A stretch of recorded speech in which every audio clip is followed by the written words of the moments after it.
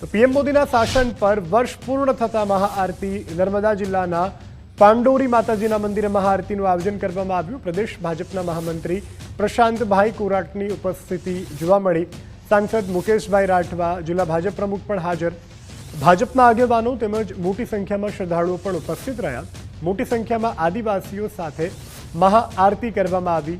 વડાપ્રધાન મોદીને દેવ મોગરા મંદિર સાથે અંગત લગાવ પણ છે। ગુજરાતની અંદર 12 મુખ્ય મંત્રીઓની અંદર ભારતીય જનતા પાર્ટીના અમારા સન્માનીય રાજ્યના મુખ્યમંત્રી ભૂપેન્દ્રભાઈ પટેલ સાહેબ અને અમારા પ્રદેશ સંગઠનના ભારતીય જનતા પાર્ટીના અધ્યક્ષ આદરણીય શ્રી જગદીશભાઈ વિશ્વકર્મા સાહેબ અને સાથે સાથે સન્માનીય મંત્રીશ્રીઓ, સંગઠનના લોકો ગુજરાતભરના અલગ અલગ દેવસ્થાનો પર જઈને પૂજા અર્ચના કરીને માન્ય મોદીજી માટે કામ કરવા માટેની શક્તિ માંગી છે।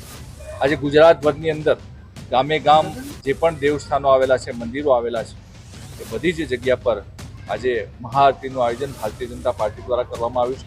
ત્યારે માનનીય પ્રધાનમંત્રી નરેન્દ્રભાઈ મોદીજી 4399 દિવસ થયા અને એ સમય દરમિયાન સમગ્ર દેશની અંદર એક ગરીબી ઉન્મૂલન, વિકસિત ભારત અને આત્મનિર્ભર ભારત, એક ભારત શ્રેષ્ઠ ભારત, સમૃદ્ધ ભારત, સશક્ત ભારત બનાવવા માટે એમણે કામગીરી કરી હતી અને માં એને આશીર્વાદ આપે અને માનનીય નરેન્દ્રભાઈ મોદીજી અધ્યાત્મ સાથે જોડાયેલા છે।